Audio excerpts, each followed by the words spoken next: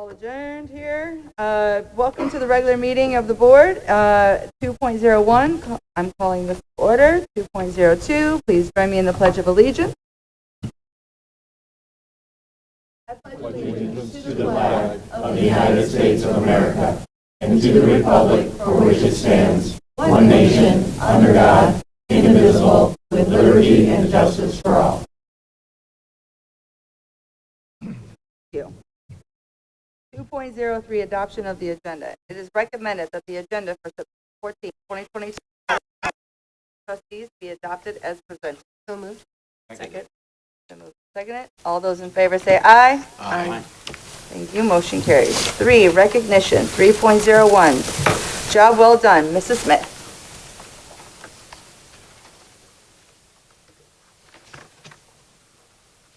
Good evening. I'm excited to be back with Job Well Done. We started this in 2019, and on the screen you can see some previous recipients.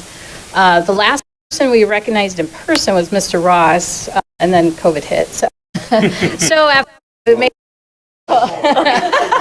I'm totally blaming you. But we've had a lot of people ask to have this program back and everything, so I'm excited to bring it back this year. And tonight we get to recognize Clara Beppe. She's here with us. She's the Economics and Ethnic Studies teacher and Beyond the Cave director at Mishawaka High School. So I have to say, I remember Clara back when I was still in the tech department, so it's been several years ago, and I believe she was in school studying for working on one of her many degrees that that she's doing. And she used to sub up here in the front desk for us a little bit, like in the summer. So I got to talk with her a few times, and even after all those years ago, she's just so kind and sweet, and she's just one of those people that just has something special about her. So I was so excited to when she came back here to work with us at the high school and everything. So she's definitely a really great person to recognize tonight.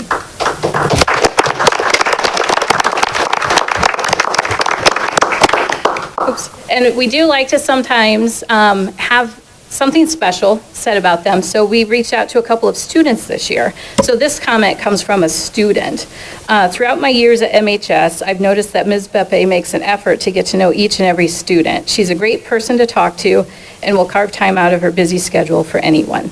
I'm so thankful to have Ms. Beppe as not just a teacher, but as a mentor. She is truly influential at MHS, and I hope to become just like that one day. So I think it's so sweet.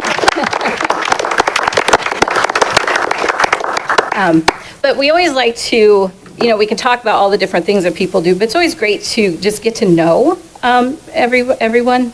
So Clara, she's a third generation teacher.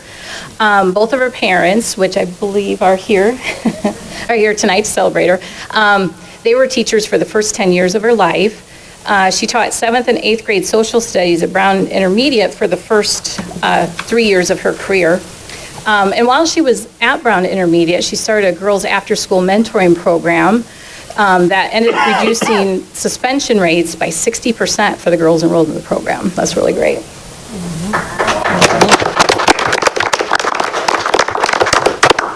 And Clara did share that she became a teacher to help mold adolescent minds and prepare them for adulthood. And I'm sure, even just by the quote of the student, you can already tell that's exactly what she's doing. So, but she has a bachelor's in education from IUSB, a master's in public affairs, and she's in her final semester of her MBA program at Bethel University.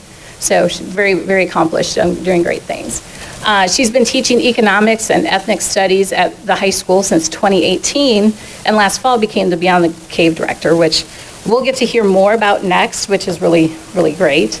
And she did share that she truly enjoys the role as the director, working with parents and students on an individual basis. So you can even see by those smiles, the kids love her. They really do. So. A couple fun facts about Clara. She loves to spend time with her family and friends, and she has a beautiful family. She's the oldest of 3 siblings, and in case you didn't know, her mom, Wadzi Beppe, is a resource teacher at Battelle, so we get to have a lot of the Beppe family here. So, and I think she has family here celebrating with her too. So, she enjoys traveling, and one of her favorite places has been Stockholm, Sweden. So I bet she's got some really great stories from that. And And of course, she loved to shop in her free time, and you can tell because she's always so classy and she's and put together. So, and we did have another student share something special about Ms. Clara. So, Ms. Beppe, someone who has countless amazing qualities to her name. She is a kind-hearted, incredibly smart, ambitious, and compassionate person. Above all, I think the most admirable trait she has is her ability to reach everyone that she interacts with. She makes it her job to get to know everyone that she can. She is someone that knows how to interact with any type of person she comes across. Ms. Beppe knows how to not only help others, but also herself reach the desired goals that are set and will get through any challenges that may arise. She is one of the most influential, inspiring people I have met during my 4 years at MHS. If you've not had a chance to meet her, I very strongly suggest doing so. You will not be disappointed. And that is so true. And I think probably everyone you talk to, Claire is just such a valued part of not only the high school, but I think School City. So tonight we get to say job well done to Clara. So.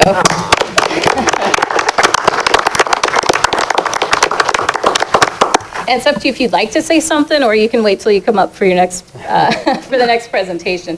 But we do have, I did reach out, may have asked your mom what you'd like. So we do have a Papavino's gift card for you as well. So you get to enjoy a little dinner. So that's what we have for Clara tonight. So Thank you. Congratulations. Claire, would you like to say anything? Okay. All right then. Moving on to 3.2, Beyond the Cave. Ms. Clara, would you like to come up, please?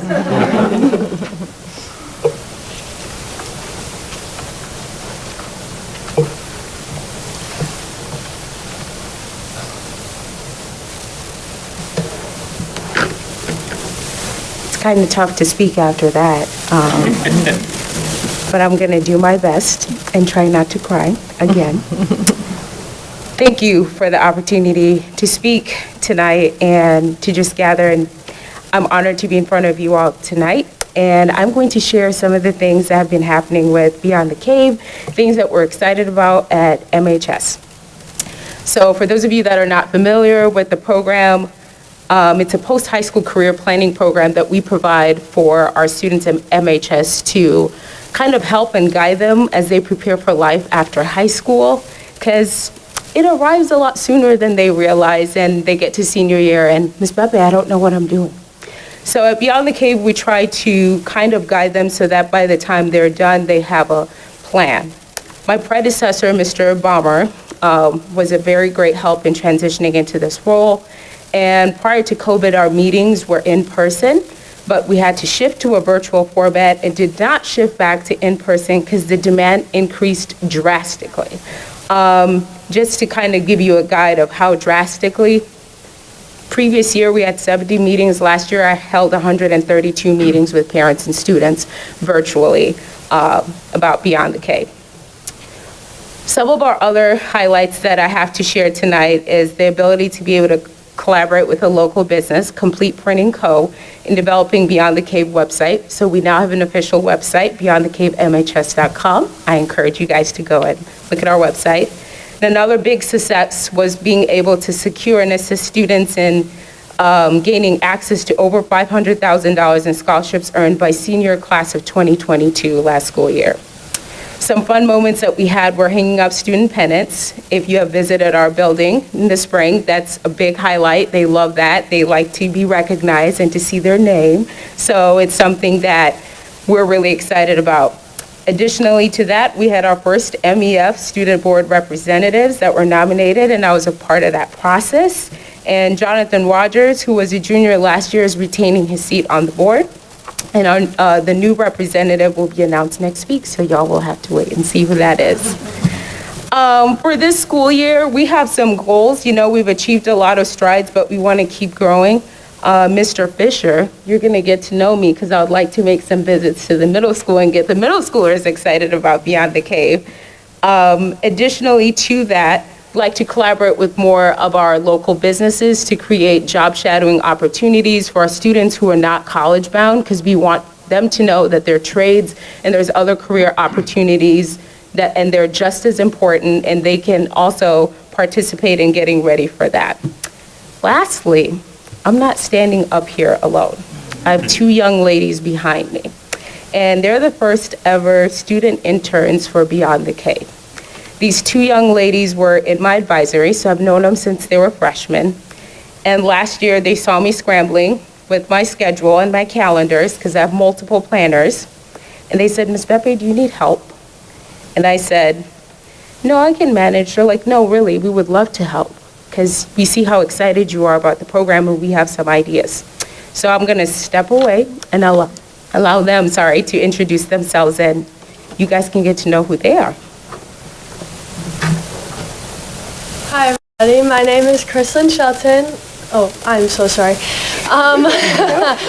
One of my really fun and exciting, I'd say, roles as being an intern is running the Beyond the Cave Twitter. And what I get to do is post and share really some important college applications and opportunities, and then the dates that go along with that. So not only like Mishawaka High School can know about it, but everybody that follows, or it might just pop up on your feed, can know about it as well. Awesome. Hi, I'm Isabel Santa, and I run the Instagram page. And on that, one of the exciting things we do is called Senior Spotlight, where we feature a different senior every week, and we get to know what their plans are for the future, and they get to give some advice to younger classes. So it's pretty neat. Thank you for your time.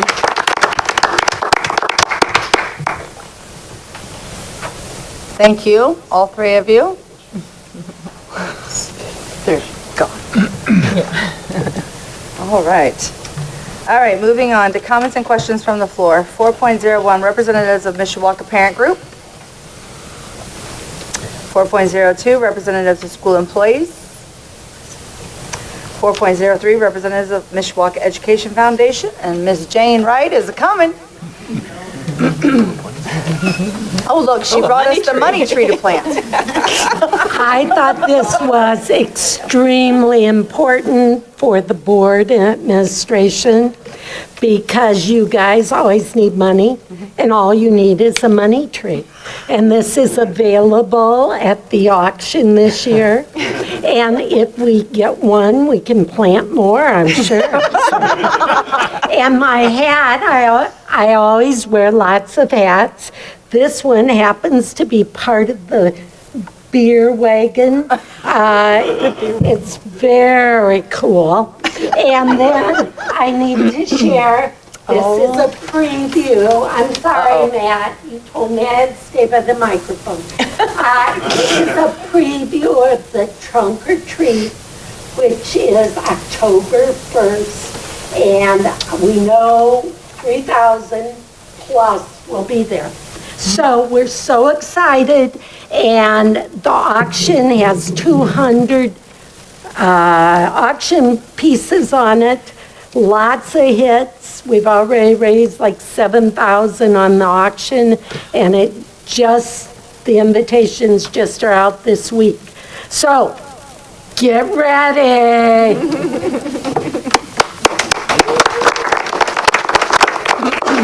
I would be amiss if I did not give accolades to Miss Clara. I cannot tell you on behalf of MEF what this signature program for Mishawaka Education Foundation in School City means to kids. It is one of a kind. Nobody out there has it. And I can tell you everybody wants it because the phone rings and rings and rings. And we have the best person doing it. Thank you.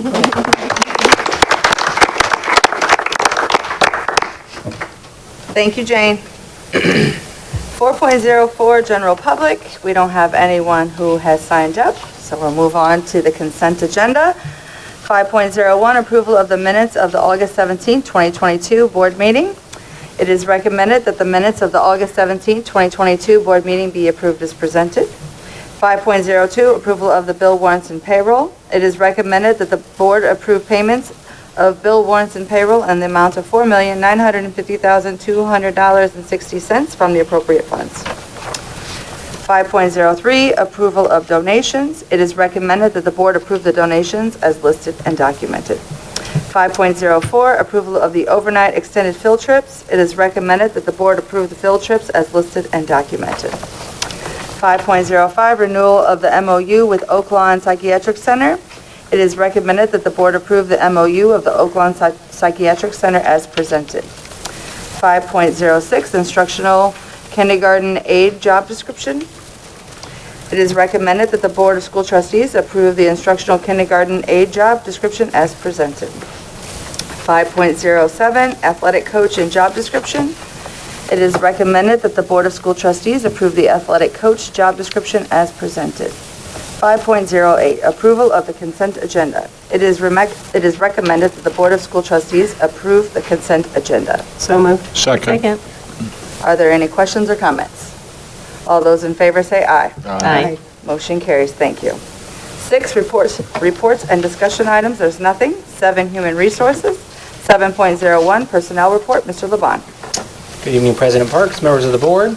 Tonight we are recommending the appointment of 2 certified staff, 19 support staff, and 27 extra duty assignments. Additionally, we have 2 new retirements that we'd like to recognize this evening. First, I'd like to acknowledge Mrs. Yvonne Dayton, 20-year School City of Mishawaka employee. Yvonne is ending her career with Mishawaka as a school social worker who serves at LaSalle Elementary School. Next, Mr. Nick Marsenko, a custodian at Mishawaka High School. He is retiring after many years of service to the school corporation. When I went to verify his years of experience, I noticed his start date or his initial hire date was November 14th, 1984.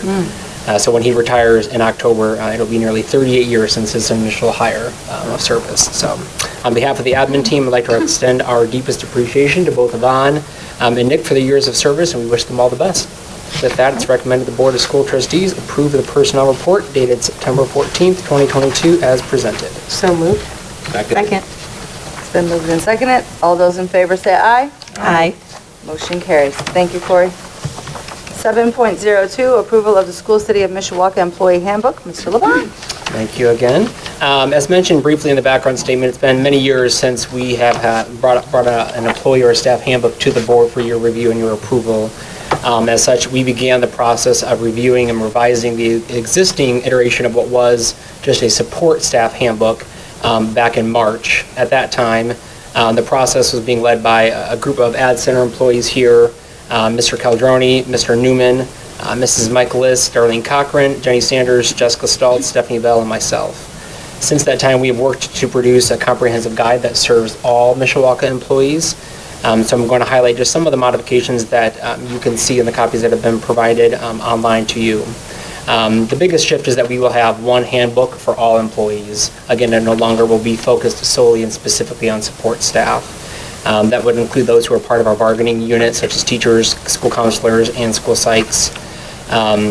The handbook that will be up for your review and approval tonight is certainly not in replacement of the agreement between Mishawaka Education Association and the corporation. It's certainly just a complement to that existing document and all the policies as they're outlined in there. In addition to updating some of the outdated language and just general information, we have taken what are currently several standalone documents and we brought them all into one kind of centrally located space. We did that to ease the access of information for anybody who may be interested in finding that information. These additions take the form of what are the appendices in the back of the handbook as well. And they include our holiday schedule, the educational and operational support pay rates, the benefit and paid leave eligibility, and then the certified and classified administrative pay schedule. So to that end, tonight we're bringing you a handbook that reflects the operational and educational support staff pay rates as they've already been approved. But much like we do every year, it will be our intention then to come back to you in the next 4 to 8 weeks or so and recommend an amendment to Appendix B and C, which are those pay rate for the support staff. Again, as we approach the next 4 to 8 weeks. In a better effort to serve our support staff who are eligible for paid leave, we've revised the length of time by which they are required to wait in order to access their paid time. Previously, that timeline reflected 90 working days, basically what equates a semester.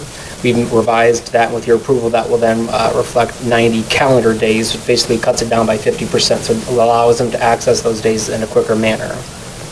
Other modifications, as mentioned in our work session, include the recognition of Juneteenth as a federal holiday. This means that all School City Mishawaka buildings and facilities will be closed on June 19th annually, and it will become the 13th paid holiday for our year-round employees. And then finally, we added references to board policy to all of the applicable sections that are located in parentheses behind the different headings of each section. This allowed us to keep the handbook reasonably manageable in length at 33 pages.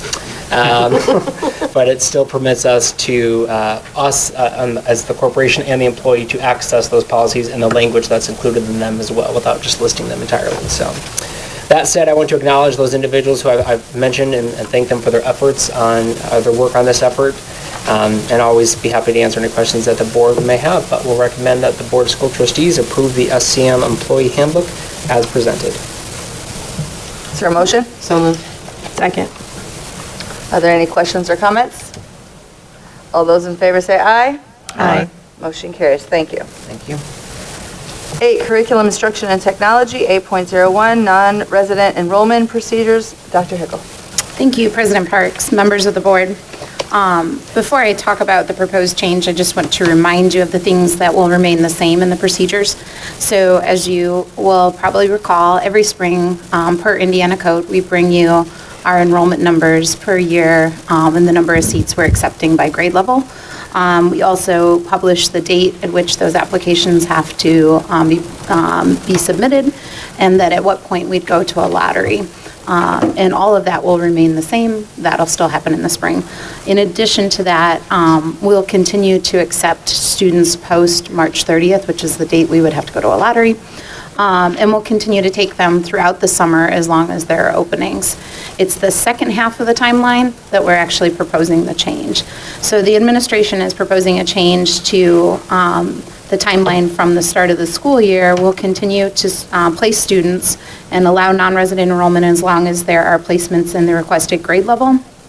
But after the fall ADM count date, we will continue to take those applications, but we'll request students to start at second semester. They can enroll in second semester through the spring ADM count date, at which point then they could continue to apply, but they'd be offered placement the following year. So just a small kind of change in the second half of that procedure.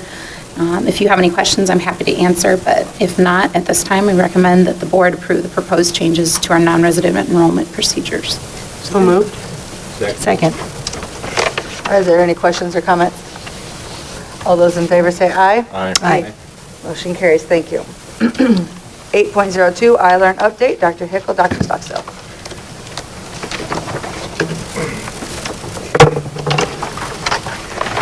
Good evening, President Parks, Dr. Stevens, members of the board, and guests. The Indiana Department of Ed recently released the spring 2022 iLearn test results. Dr. Hickle and I this evening are going to share School City of Mishawaka, our iLearn results, bright spots within our data, and our action steps moving forward. iLearn is Indiana's standardized assessment measure that we give to our students grades 3 through 8. Every student in those grades take English language arts and mathematics. Also in select grades, they are administered social studies and science. It measures their proficiency on grade level standards. These results are used for state as well as federal accountability. They're one point of measure that we use in making our district and school improvement plans.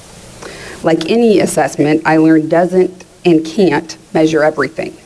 There are countless factors that contribute to iLearn results that the test cannot account for. And that is why iLearn is only used as one of our points in our improvement efforts. Before we dive into our data, we want to remind you, everyone, of what our 21 to 22 school year looked like last year and how there were many factors that significantly impacted our results for iLearn. Last year was our first year that we were officially back in person 100% of the time. Prior to that, there was a lot of excitement to have this idea that we're going to return to normal. However, the year proved to be more challenging than expected. We saw not only the impact of the pandemic on our academics, but we saw it on our students' social emotional development, their behavior, their readiness to learn and be back in a classroom with all of their peers. In addition, we dealt with chronic absenteeism at all our schools. The chart on the right shows our attendance rate for our students from when the pandemic started to last school year 21-22. Chronic absenteeism is when one or a group of students are absent for a significant number of days. As you can see in 21-22, we had our lowest attendance rate in the past 3 years. Regardless of the quality of our instruction and the learning experiences in our classroom, if our students aren't there daily, it's very difficult to impact their learning. In addition, zooming in on that academic impact, the Indiana Department of Ed started categorizing the learning loss. This is the first we've ever had this global pandemic. And so what does that do to our learning? And so what they did was they went in and looked at the impact on individual students and groups of students. Last year, all schools received a report where they told us, looking at the student, the groups of students and grades, what level of impact did they have because of the pandemic? There were 3 layers. One was significant, moderate, and minor. Each of those academic impacts resulted in how long it would take for that student to get back to their pre-pandemic learning, where they'd be under normal learning conditions. If it was significant, if the student or group of students was categorized as a significant impact, that would require more than 1 academic year of instruction and additional support for them to get back to where they would have been under normal circumstances. If it was moderate, it would take 1 year. If it was minor or no, the recovery time was minimal. The majority of our students at School City of Mishawaka who took iLearn were in the significant and moderate category. So keeping these factors and barriers in mind, we are going to look at our overall iLearn performance for spring of 2022.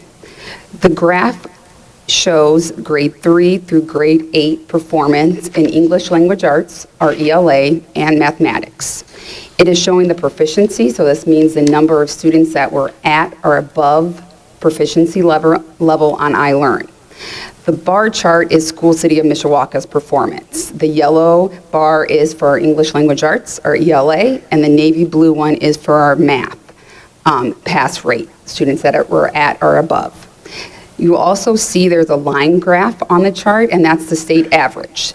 And so it's showing in relation for grade 3 all the way to overall. And what the state average means, it's for the state of Indiana, what was the average score for grade 3 students.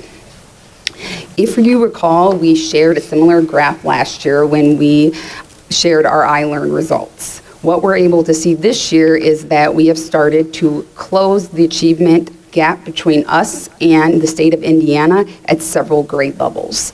You are also able to see for grade 3 through 6, if you look at our navy blue bar, we have maintained our mathematics proficiency in those grades as compared to the state average. If you look at the line graph where you see that downward trend that goes from 3rd grade all the way to 6th grade. That's not the trend that we are seeing at School City of Mishawaka. At this time, Dr. Hickel is going to zoom into more of the data and share some of our bright spots.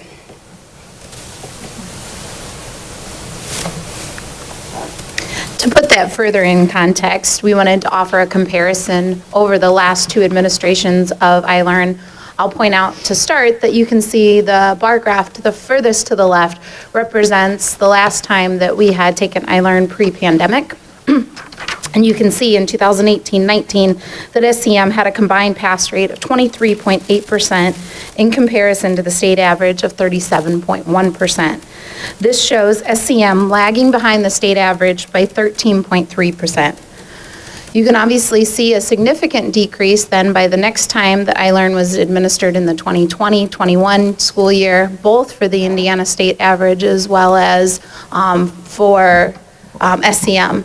Certainly, that's understandable given the disruption and the interruptions to learning that took place in the 2020 and the 2021 school years. But you can see by 2020, 2021, that SEM had a combined pass rate of 15.5% with a significant decline as anticipated with the impact of the 2 years in comparison to the state average of 28.6. And we held strong to that same gap that we were showing from the previous year with only a change by 0.2. But what we're proud to show is that in this past year's administration of the 2021-22 school year, the combined pass rate rose to 18.4%, while the state average was 30.2, and we proudly closed the gap between the state average by 1.4%.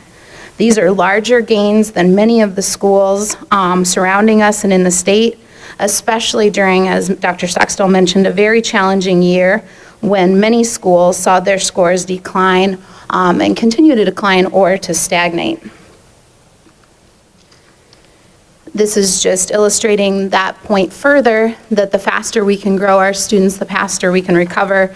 And you can see that percentage of growth that the state saw in comparison to the percentage of growth that SEM saw. So we're outperforming the state in our recovery efforts. You'll probably recall and are familiar that we like to use our comparable peers, districts that look similar to us, whether that is in size, in demographics, urban schools that have similar makeup. And we use those comparisons to help drive and progress monitor our own results to better understand the factors maybe that we're all experiencing. So this graph shows the comparison of School City of Mishawaka to the identified typical peers. What you may not recall, though, is when we last showed you these typical peers last year, our ELA proficiency was second to last in performance, and our math was third to last in performance to our typical peers. You can see this year that we have significantly closed the gap between our performance of that of our typical peers, posting larger overall gains to that of our peers, and you can see that we've started to level out. In your packets that have been provided, you can see the disaggregated data. That data is disaggregated by the district, by school, by grade level. And we would be here all night if I walked you through all of that data. I assume that is not any of our preference. So rather, we would like to spotlight some of the bright spots that we see trends happening in our data. We'll start by spotlighting some grade levels that showed great achievement. As you know, we often use these bright spots, or what we refer to as positive deviance, to guide our learning and dig deeper into the classrooms, grade levels, and buildings that are getting unusually successful results. Our goal is to understand how they're getting those results and to replicate them. These are both the cause for much celebration as well as the learning that drives our improvement efforts. Some bright spots by grade level are included on this slide. Closely examining our sixth grade data showed combined math and ELA proficiency for sixth graders with gains of 7% in comparison to the statewide average that saw sixth graders losing 1%. This is phenomenal. We achieved this through combined efforts of focusing our acceleration efforts on introducing students to both core instruction with targeted interventions in iReady as well as in HMH into literature. We also used targeted after-school programming in math for our students who were approaching grade level prior to iLearn. And we attribute these efforts to the efforts that we've been putting in for years into learning by design with the vertical alignment that we've been able to achieve from grade level to grade level. We continue to give our sixth graders onto our sixth grade teachers with higher performance each and every year from the hard work that has taken place in the years prior. Another point that we want to spotlight is that if you look at our third through sixth grade ELA growth, we more than doubled that of the state average of growth in ELA.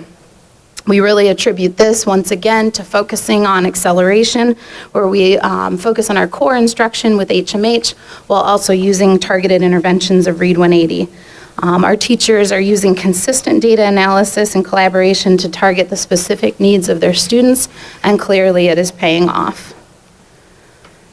While the state saw a decline in 8th grade math proficiency, our 8th graders showed a 3% improvement in proficiency.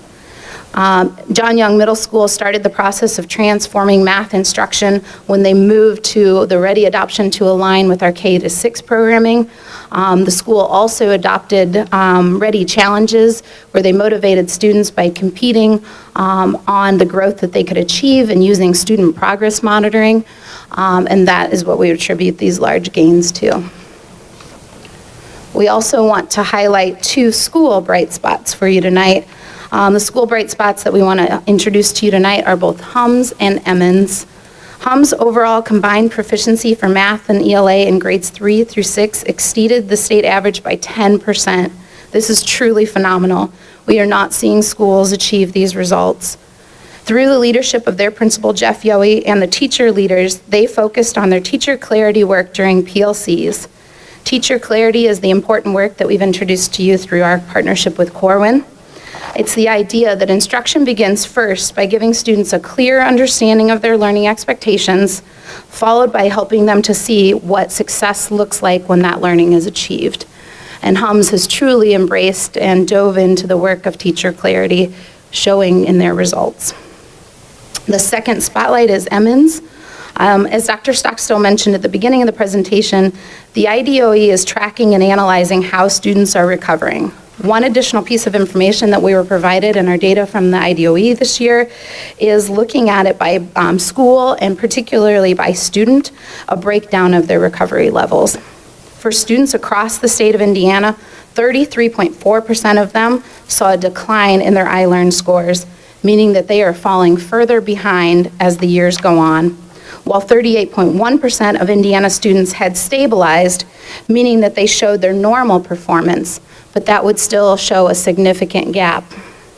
And finally, only 28.5% of Indiana schools are showing, our students are showing that they are in that recovering or accelerating category. As you can see at Emmons, 48%, nearly half of their students who took our iLearn were in that recovering category in ELA, which means that they are accelerating at the rates that are needed to return to their pre-pandemic levels. This is 20% more than the state average in that category. Congratulations to both Hums and Emmons on their great efforts. Finally, we thank you for patiently listening as we were able to share some of these bright spots. Certainly there is cause for celebration amongst this data, but we'll also look to use this data to move ahead. We'll continue to utilize the trends and the areas of improvement to drive both our school and district continuous improvement plans. And ultimately, the most powerful utilization of our iLearn data happens in our classrooms with our teachers, where it is one of the many data points that they use to personalize learning, supporting all of their students in both mastering grade level content as well as growing them toward proficiency. Thank you, and we're happy to answer any questions.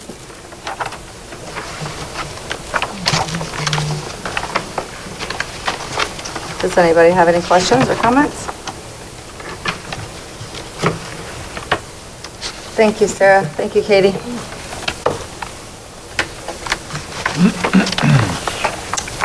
Eight 8.03, Building Trades Update and Recognition, Mr. Ben Modeling and Mr. Corinne Elmerick.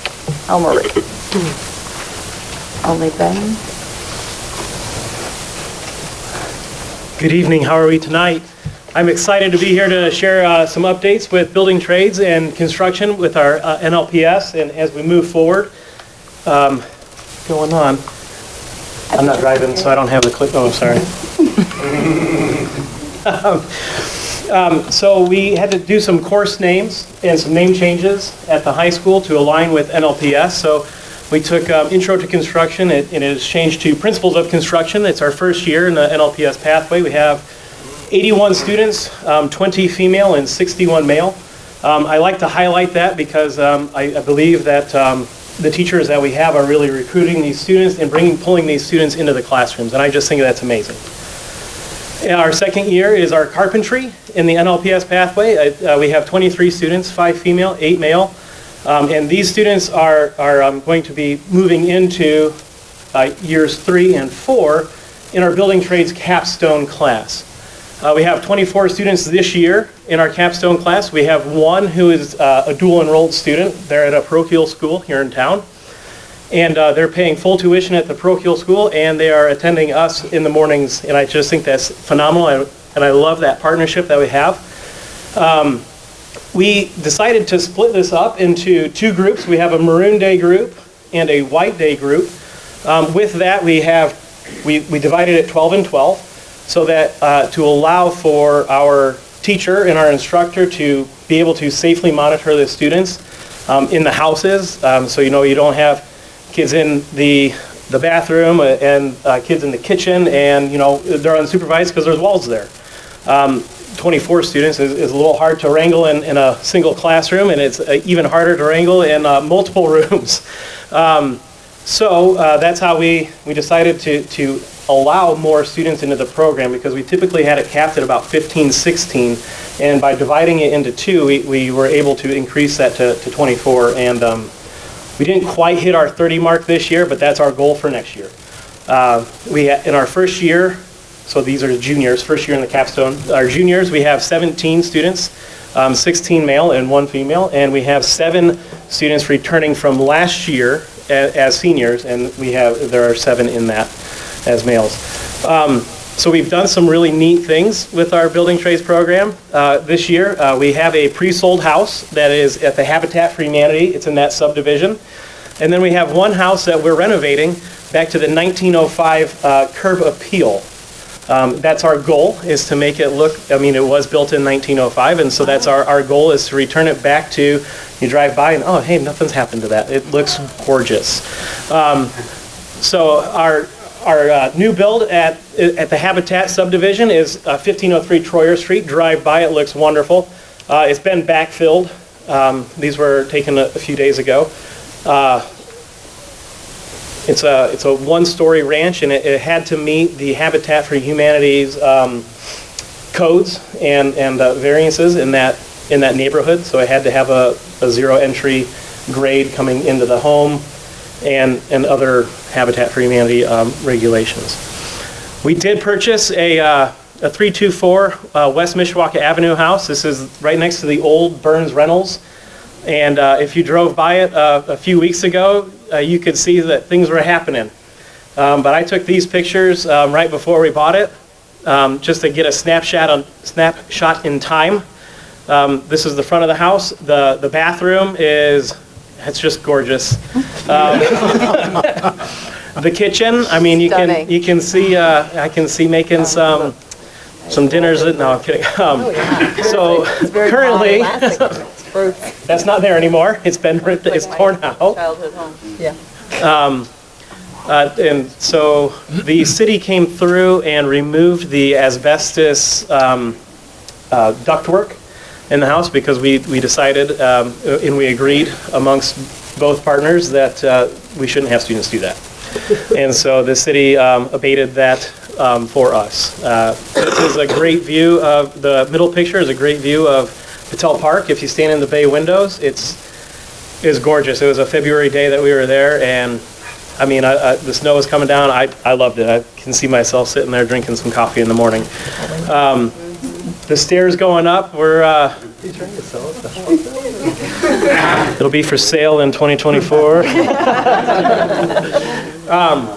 Well, knowing what it looked like before we bought it, and then when we invite everybody to come out to see what it looks like after, I think having those comparisons, I think is gonna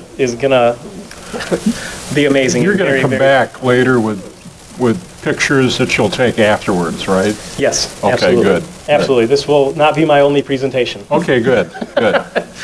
I know you guys were a little hesitant to give me some mic time. No. But I appreciate it and the invitation back. This is the living room. Above the living room, there is some water damage from the wonderful bathroom upstairs. And I had to put the picture of the doors in there with the love put on it, because I just love those doors. That just really makes the house. And the molding and everything in it is amazing. So to have students, I'll talk about that later. So we are deconstructing here. So it's a little bit different from demolition. We're having students carefully in some cases not so carefully, take off some beams and some 2x4s. Let me ask you this. Yes. You're going to refinish the doors? Yes. And reuse them? Yes, Okay, we're- good. The things that we can... Usually they're pretty, I mean, they are sharp when they're Oh, yeah. put back. Okay, The things we can save, we're going to save. good. Some of these things, and as we were going through, we were discovering windows that we didn't know were in the house. They had just put siding over it, and the kids were tearing off some of the siding, and they pushed their hammer down to use the claw, and so, oh, hey, there's a window there. So, so our student feedback, the students are really enjoying our classes. They're getting exposed to rehab and renovation, as well as new construction concurrently.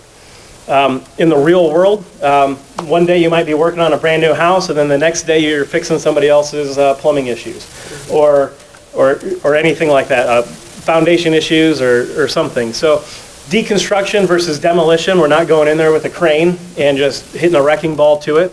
We're carefully taking things apart and saving the things that we can save and refurbish and reinstall. The new construction versus renovation, I think, is just one of the really cool things that we get. I believe I said this at the city meeting. I said there's one thing to put in a new toilet, and there's one thing to take out an old toilet and put a new one in. It's a very different experience. Retrofitting versus new installation as well. It's if you're putting in a new bathroom vanity versus you're making a bathroom vanity fit into that spot, it's very different because you can build that room with new construction to fit the vanity that you want and not to make the vanity fit where you want it. So the students that are really enjoying it, I've had kids say they're having the best time of their life. I really think they're enjoying the deconstruction part of it. We'll see how they like the trimming out and the finishing bit of it. So that is what I have had prepared, but if there are questions, please, I wouldn't say I'm a wealth of knowledge, but I have some. I'd be willing to answer questions if you... Yes, Mr. Fisher? Going back to, what you call what's the name of the program? NLPS. NLPS. Is there a prerequisite when you join up your junior, senior year? Do you have to take some classes beforehand? Yeah, so unfortunately, the state of Indiana has kind of tied our hands a little bit with that. They have to have the prerequisite of intro to construction, or principles of construction, in order to take it their junior and senior year. As we... Ben, if I could add though, they allow us to double and triple stack them. So you could do the principals, the second year and the third year class in the junior year, but there are scheduling issues in terms of how you're going to staff that and fit it into a kid's schedule. As well as we're phasing out Perkins 4 and migrating into NLPS. So some of these kids that are in the high school now, we can squeeze them in underneath the Perkins 4 versus NLPS. So as freshmen now, we can do some shifting around their junior and senior year, but if they're a junior and senior now, we have a little bit more wiggle room than if they were a current freshman. Yes, And Mr. what is Robert. the overall picture for the renovated house? In 2024, did you say it could be finished, and then would that be for sale? Would it be, what would you do with it? Yeah, so the rehabilitation house will be, we have an agreement with the city to be finished by 2024.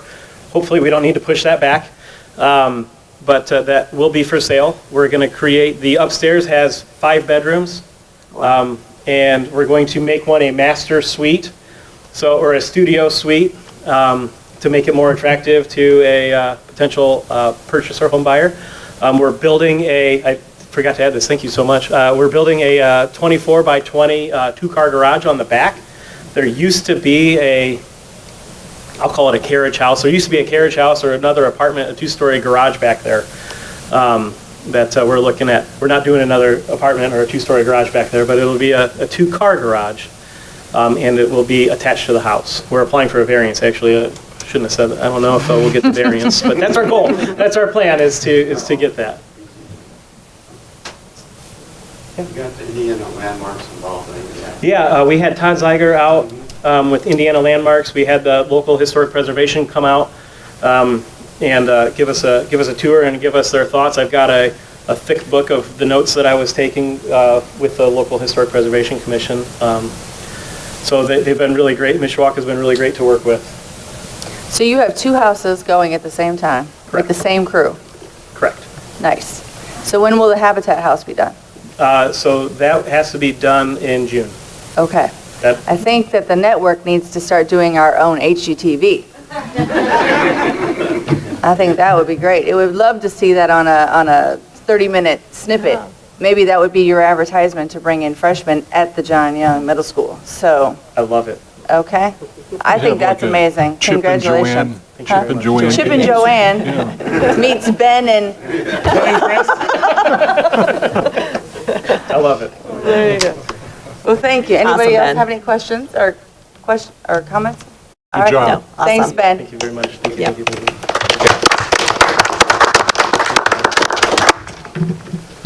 All right, moving on to business and operations. 9.01, approval of the agreement for professional services with the Indiana School of Blind and Visual Impaired. Ms. Michaelis.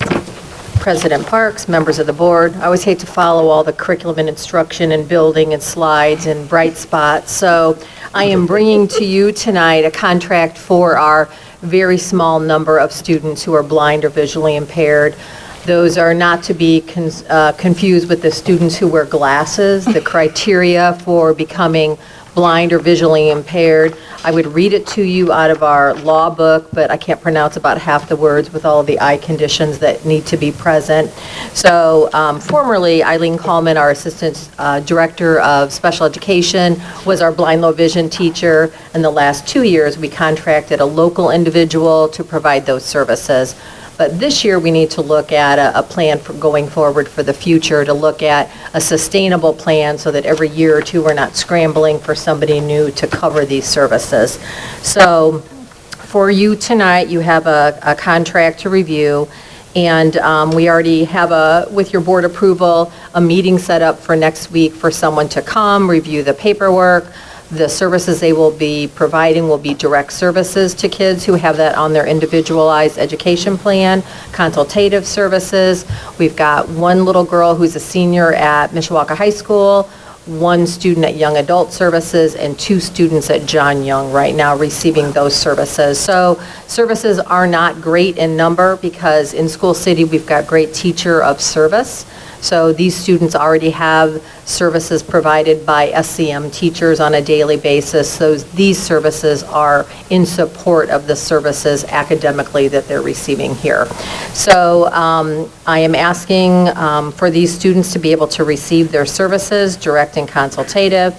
The staff at ISB would be completing evaluations, attending case conferences, communicating and collaborating with staff members and families, documenting and creating individual student reports, and payment will be made to Indiana School for the Blind by Mishawaka on a monthly basis. The term of this agreement will be for 12 months commencing tomorrow, the 15th day of September, and automatically renewable for successive terms by written agreement. So Indiana School for the Blind is actually a public school, just for your information. So it's not really a contract agency or an individual. It's actually another public school in Indiana that's located in Indianapolis. So it is recommended that the board approve the letter of agreement between School City and Indiana School for the Blind and Visually Impaired to provide services who meet the Article 7 eligibility for blind low vision. So moved. Second.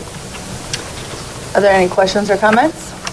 All those in favor say aye. Aye. Motion carries. Thank you, Barb. Thank you. 9.02, preliminary review, education operations, referendum operating debt services funds, 2023, budget review. Mr. Newman. You need one more word in that. Yes. Thank you, President Parks and members of the board. Thank you, sir. So it's everybody's favorite time of the year, our favorite presentation on the budget. So we are taking a look at the 2023 budget. Whoops. All right, I'm all over the place here. All right. So when we talk about the 2023 budget, we're talking about the specific funds that we're required to budget with the Department of Local Government Finance. That includes our debt service fund, our referendum capital debt service fund, our referendum operating fund, our education fund, which again, just a reminder, includes all the educational programmatic codes that used to be in the general fund. And then lastly, our operating or operations fund, which includes all the non-educational programmatic costs that used to be in the general fund, in addition to capital projects, transportation, bus replacement, and historical society. But those are the 5 funds that we're required to budget.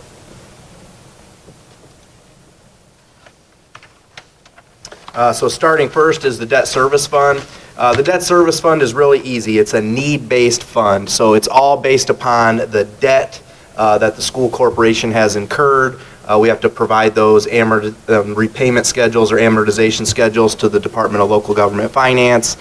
They review all of that, and essentially what we're able to generate in terms of our levy or what our budget ends up being approved is just simply based on those schedules. Just a reminder that in our non-exempt debt service, that debt is within the tax caps. So again, as that levy grows, that has a negative impact on our circuit breaker losses, or what would be referred to as our tax caps. Just a reminder that any debt that was previously exempt is now part of the debt service fund. That's been true since 2020. Our 2023 budget estimate, again, and this is just an estimate at this time, because once again, once the Department of Local Government, once the DLGF works our budget, they will come back and reduce our budget and our levy so that they're in line with the amortization schedules and the debt that we've taken out. I did want to point out we've got anticipated debt repayment in there of $2.5 million. That's for the bonds that we intend to sell in December of this year.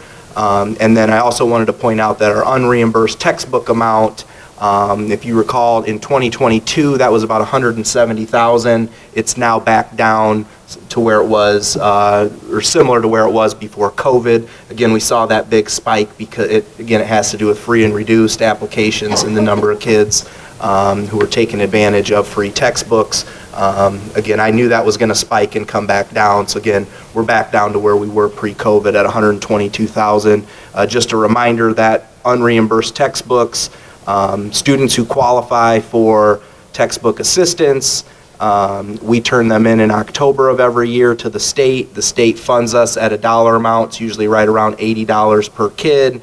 But for us at School City of Mishawaka, our costs are actually higher than that $80. So we actually build in whatever we aren't reimbursed, in addition to any students who come after that textbook collection date.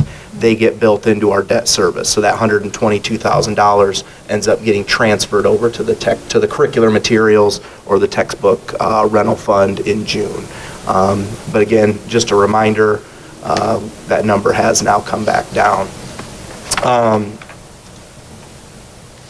Next is our referendum capital debt service fund. Again, this was approved via referendum in 2016.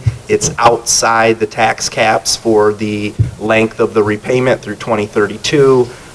It funded roughly $13 million of construction projects that we mostly did back in 2017, 2018, but we are repaying $1,148,000 next year in 2023. So very simple. There's only one debt that gets paid out of there. The next fund would be our referendum operating fund. Once again, this was also approved via referendum in 2016. It's rate capped. In other words, what was approved was that rate at 0.2434. It largely pays for the salaries and benefits of our technology department staff. Currently, we have one director, one assistant director, one integration specialist, 8 district technology positions, and then we have 8 tech assistants, one at each elementary and one also at John Young Middle School. Other initiatives, we have $725,000 budgeted for hardware and software. Again, in recent years, some of that hardware, software gets funded with Common School Fund loans. But again, that is budgeted in there for 2023. And then we also intend to make that final transfer, because again, 2023 will be the last year that this fund exists, if we aren't able to renew it in May of next year. But again, that final transfer of $400,000 to the rainy day fund, you can see the salaries, benefits, hardware, software, and then again, that transfer breaks down to just over $2.4 million in the referendum operating fund for 2023. The education fund. So again, just a reminder, I know it's been a few years, but again, we used to have a general fund. Now we have an education fund and an operations fund.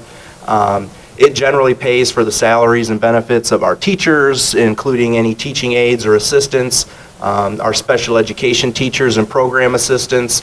Again, a good chunk of our special education staff is paid through the federal grants that we receive to provide those services, but there are still salaries, benefits, and other costs built into the education fund. Our psychologists, speech language pathologists, counselors, media and library, building principals and their secretaries and their office staff, any sort of, our instruction and curriculum department at central office, and we're also allowed to pay our athletic coaches from the education fund. I like to say that if you work in a building and you're not a custodian and you don't work in food service, you're probably getting paid out of the education fund. Other things that this fund covers, of course, are instructional supplies and equipment, media, library books, different supplies in the library, the media centers, just our general building office supplies. We pay any transfer tuition from this fund, whether that's to the Elkhart Area Career Center, Vogue, the Rise Academy, etc. We pay our nurses, our athletic trainers. There's any professional development that isn't funded through Title II is generally paid through the education fund. And then there are some instructional technology, hardware, software that's paid from the education fund. Again, if we're not able to pay that through Common School Fund loans or the operations fund.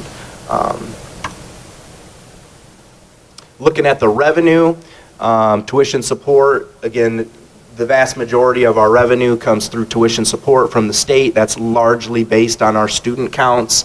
I'm estimating that our total tuition support in 2023 will be $42,500,000. That's probably a very conservative estimate. And so just a reminder to the board, we still don't really know what our fall of 22 count is going to be yet, let alone our spring of 23 count or our fall of 23 count. And so really this is trying to estimate, what is our spring count and our fall count of next year going to be. Again, that's largely unknown, but this also being the last year of the biennium, I really don't know what our per student funding is going to be. Are we going to get a 2% increase, a 3% increase? If you recall, the first year of that last cycle, we got a 6.8% increase. So again, I'm basing this estimate on 5,050 kids in the fall and the spring count.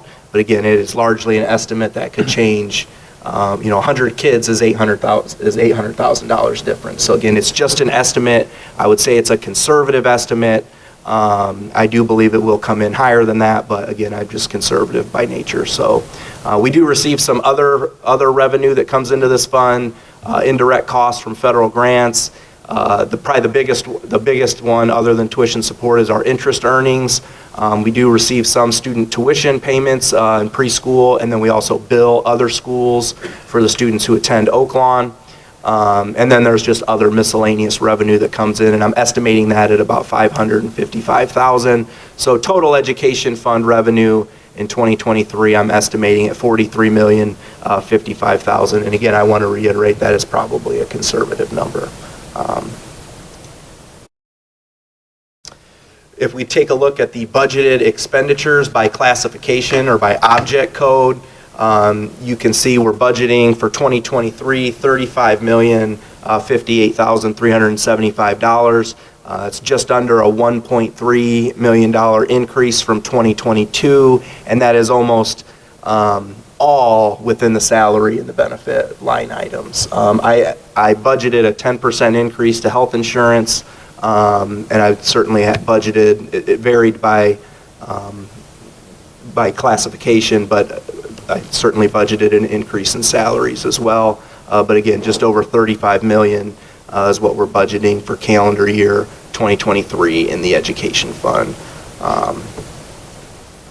So same thing, education fund. It's just a different way of looking at the numbers, this time by programmatic code, just so that you can see, again, of that increase, it's largely in the instruction regular programs. That's where the vast majority of our teachers are paid from.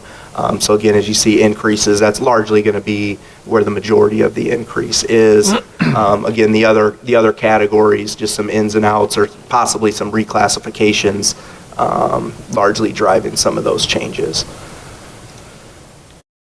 So just a quick summary of the revenue and the expenditures, and then you'll see based upon how those were budgeted, we would have a balance of just under $8 million.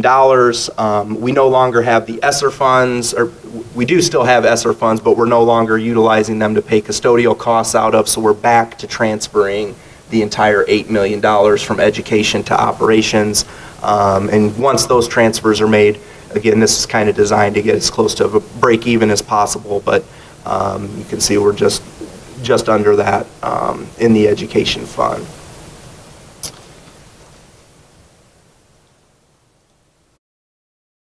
Moving on to the operations fund, again, just a reminder, this replaced our old capital projects fund, the transportation fund, bus replacement, historical society, and again, the non-educational expenditures that were previously part of the general fund. So staffing and benefits, it's the superintendent's office.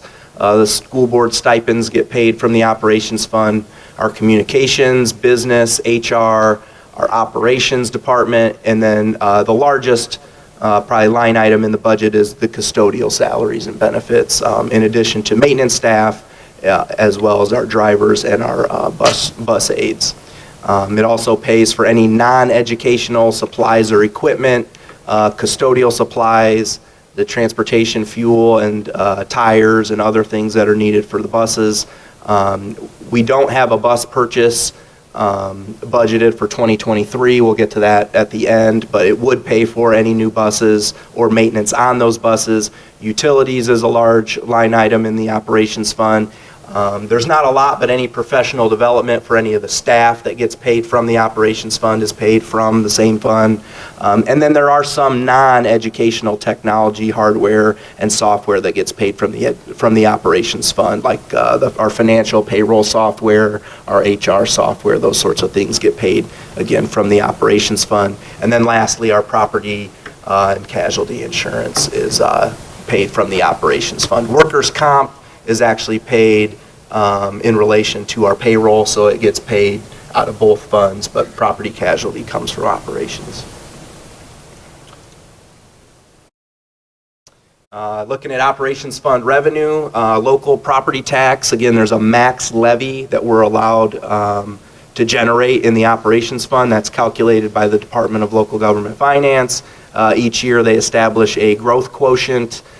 This year's is 5%, so you take what our max levy was last year, you multiply it by that percentage, and then that gives you your new max levy in the operations fund. Ours is just over $3.8 million. We will collect some other local taxes of about $210,000. We do receive some receipts from extracurricular for field trips and other transportation that we provide, comes back from the extracurricular accounts, and then we have miscellaneous revenue. But total revenue, just over $4.2 million in the operations fund. So again, just looking at the budgeted expenditures in the operations fund, again, we're looking at a total increase of about $336,000 over the year before. I actually made some reductions in several other categories that I had budgeted probably too high last year. But again, the vast majority of that increase is again in the salaries and the benefits. Once again, 10% I budgeted into insurance, and then varying percentage increases depending on the different job classifications. But again, majority of the increases in salaries and benefits, which is typical. So then again, just to operations, the summary, the revenue that we're going to generate, just over $4.2 million. The expenditures, just over $11 million. So that would leave us with a negative balance of under $7 million. Again, that's where that transfer from the education fund comes in. And you'll see, you might, again, once again say, well, Alex, why are you ballooning the operations fund by $1.1 million? Well, keep in mind, of that $3.8 million, that is our max levy, we will not collect over 70% of that. The actual circuit breaker estimate from the DLGF is wrong. We're very much hoping and pretty confident that it is wrong, because they're estimating that we're going to lose 3.7 of our $3.8 million to the circuit breaker next year. Again, we are very confident that that is not accurate. They're not taking all the various, and they can't because of the timing of things, but they're not taking everything into account when they're making that estimate. But it does print on the Form 3 that gets published through Gateway, so I wanted the board to be aware of it. We believe, based on our increase in AV and our plan in terms of rate maintenance, that we'll be back similar to where we were in 2022, which is about a $2.5 million circuit breaker loss. So just wanted to point that out.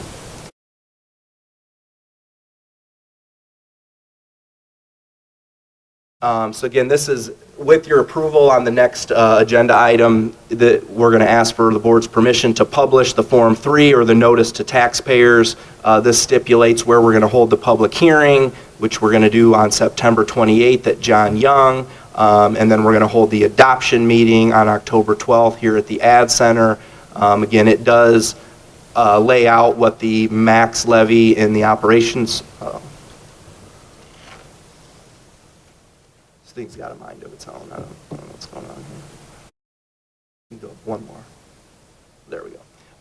And then it has the tax caps at $3.7 million listed as well. It has the budget estimates for each fund that I just went over, and then it's got the maximum estimated funds to be raised. Again, I wouldn't pay too much attention, again, to the number for debt service anyways, because again, that's going to come down when they work our budget. I got $3.85 million in there for operations, just in case there is some sort of issue and they've calculated something incorrectly. But again, we know the max is 3.8. But again, this is the Form 3 that we're asking for permission to publish in the next agenda item.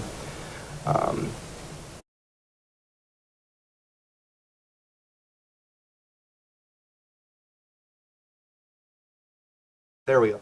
Bus replacement fund, again, as I mentioned earlier, we've replaced almost all of our buses with the exception of 2 in the last 4 years, 4 or 5 years. So again, we do not have a bus for replacement in 2023. Our oldest bus is now number 3. It's strictly a backup bus. We think it can make it 1 more year, and we'll intend to replace that in 2024. And then we really don't have another bus to replace until 2027, and that would end up being bus number 7. Again, that assumes that we don't have any reason to increase our fleet, but based on our current fleet, again, we've replaced quite a few buses in recent years, and we're looking really good. I will point out that these 3 buses here that we purchased last year, we still haven't gotten them yet, but we do anticipate receiving them in the next 6 months. There's been a delay. We were supposed to receive 1 in July, and then I believe the other 2 in October, and now we're looking at more, I think, November and possibly March. But again, just wanted to share, we don't technically have those new buses just yet, but we have purchased them. And then finally is the CPF plan, which, again, I think I say this every year. I'm not quite sure why they still have us do this, because, again, we don't really have a capital projects fund anymore. But within the operations fund, there are certainly capital projects that we try to accomplish. Again, because of our funding and circuit breaker loss, there's really not a lot that we're able to do out of our operations fund. Again, there's other schools that generate a lot of money in their operations fund, and they're truly able to replace roofs and do their actual, address their capital needs with that funding. Unfortunately, we're just not in that situation, largely in that situation anyways. But I do, just as a placeholder, have some tech hardware, custodial maintenance, and HVAC equipment listed, just in case we were to run into anything. It's listed here. We don't have to go back through the process of re-advertising the CPF plan. And then I also included just some costs for HVAC repair and maintenance, roofs, and other mechanicals. Again, just in case we run into something and we do find that we need to do it, we don't have to go through the process of republishing a CPF plan and doing all of that. So Again, that's, I believe, the last slide I have. I'm happy to answer any questions that the board may have. Can you go, I don't want to ask a question, but can you go back to the referendum operating fund? Yep. This one right here. Where you talk about what we spend the money on. Okay. Okay? And I know Yeah. Theo has his report later on where he talks about the referendum, operating referendum. And the only thing I want to do is highlight to those that are present that without this operating referendum, these things would stop. Okay? And it's important to know that. Or we would have to scurry around and figure out what to do Right. in order to continue our technology that Yeah, I would. is present within our school district that we didn't really have Mhm. until we had this operating referendum. Yeah, I would point out that the salaries and benefits largely couldn't stop. So what we would have to do is figure out a way to budget them back into the education fund, which would be extremely difficult, meaning that something is going to get cut. Or best case scenario would probably be that we have a pay freeze for a series of years or something like Well, that. and we went through that, and I remember 5 that. years. I remember that where the teachers suffered because of this, and it's not right and it's not fair. Right. Yeah. Okay. Yeah, the referendum operating fund, as we currently budget it, is supplementing the education fund. That's how it's set up. So we're going to be talking about the operating referendum very soon. And I think it's important that we continue to highlight these things. So, okay. Thank you. Any other questions for Alex? Okay. 9.03, permission to advertise bus replacement CPF plan and the notice of public hearing. Mr. Newman.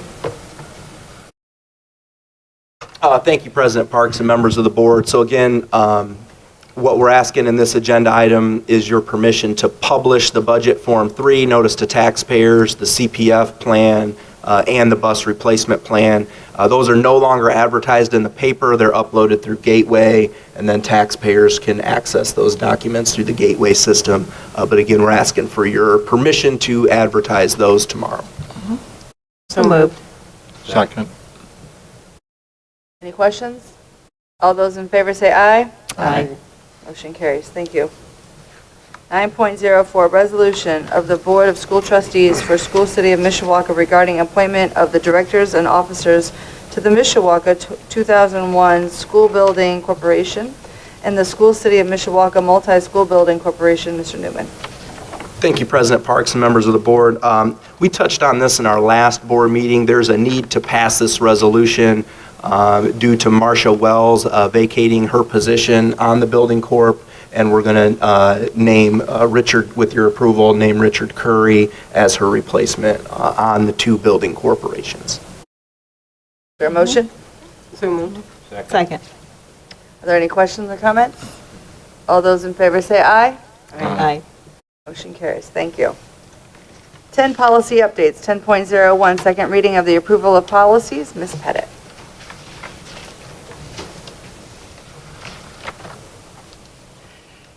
Good evening. This is a second reading of policies from Volume 34, Number 2, and it is recommended the Board of School Trustees approve them as presented. So moved. Second. It's been moved and seconded. All those in favor say aye. Aye. Motion carries. 10.02, Teacher Appreciation Grant Policy, number 3220-01. Ms. Pettit. The IDOE requires annual readoption of Policy 3220.01, Teacher Appreciation Grants, by September 15th of each year. So it is recommended that the Board of School Trustees readopt this policy for the 22-23 school year and waive the requirement for a second reading. So moved. Seconded. All those in favor say aye. Aye. Motion carries. Thank you. 11, Superintendent's Report and Action Items. Dr. Stevens. Thank you, President Parks and Board. Really, a couple different items to discuss tonight, and none of them are action items that are going to be voted upon. The first is the, just for your knowledge, the Community Collaborating Committee and High Priority Facility Needs Committee will both be meeting next week, both Tuesday and Thursday, I believe. And so on the September 28th meeting, we look to bring further information about those two committees and their work for you. Next is just a little tidbit of information. Today actually marks the completion of the first 5 weeks of school since we started on August 10th. Technically, it's the 24th day of school because you had Labor Day in there. As I continue to visit at least a school a day, I can tell you that our staff and our students are doing great work together. To provide an example, today I visited Mr. Kreinbrink's health professions class at Mishawaka High School. They had a guest speaker from the American Red Cross to speak about the profession, healthcare professions, and the upcoming blood drive on September 29th, which is also Alex Newman's birthday, in case you didn't know. And only Alex Newman. And only Alex Newman's birthday. But I bring this up because sometimes we're guilty of sort of stereotyping teenagers in a negative light. But I can tell you from firsthand experience today, I appeared in this class largely unannounced. I sat with the students and participated in the activity with them, and they were just phenomenal. It made me sort of recall my days of teaching and how much fun it was being an educator with these teenagers. And it's just a small example of sometimes, and especially a lot of the administrators in the room, we deal a lot with the students that maybe are on the troubled side, or they have some difficulties and they have some problems. And pretty soon we all start painting those folks with that same broad brush. And the fact of the matter is, a vast majority of our kids, you know, we have over 5,000 students at School City, a vast majority of them are phenomenal and great kids. So with that, I just wanted to point that out to folks in the room. But I'm impressed with our employees' professionalism, their positive attitudes, and really their willingness to have candid conversations about our organization as I'm out in buildings. And I look forward to each day going out and seeing what great activities the staff always have planned next. It's a great pleasure of mine to get an opportunity to just jump in and see what's going on within School City. The last item I really want to talk about publicly is really just sort of a discussion with the board, and we don't have to have this decision tonight, but it's certainly something to ponder. The official start of the Political Action Committee is going to be solely determined by the board. We will bring a resolution to the board. Once you pass that resolution, the Political Action Committee can then sort of take hold after that. And so really what we have are two different philosophies for you to consider. Philosophy one is we can wait to pass the resolution to start this PAC. We could bring the resolution to you in December, and then the PAC can really start their work starting in January, which would essentially give you January, February, March, April, 4 months to work. Remember, you really can't count May because the election's May 2nd. So it'd be 4 months to sort of get that work done, which is fine if that's what the board's prerogative is. The other option could be we could bring that resolution to you as early as the October meeting. The PAC could initially get together in November and December, which of course is during the holidays, and then continue that work the following 4 months. So it's simply a matter of preference. Again, no decisions necessarily needed tonight. The board can talk about this, but I'm asking at some point to know, because I want to bring that resolution to you at the time you want that resolution to you, so then we can get the PAC going shortly thereafter. So with that, I guess, Mr. Pembroke, I didn't have a whole lot to talk about otherwise in terms of the operating referendum, but I think we all know sort of generally what the goal is going to be and what we're going to try to achieve. But those are sort of the next big steps we need to know moving forward. So with that, happy to entertain any questions or comments the board may have on any of those items I've discussed today, but otherwise, that's just for, that's just for comment there. Is there any questions? Comments? Okay. Thank you. 12, communications, 12.01, public announcements. The next meeting of the Board of School Trustees is September 28, 2022 at John Young Middle School. I'm done with this. We're going to be so happy to have a new scenery. With all that being said, if there's nothing else to come before the board, this meeting is adjourned.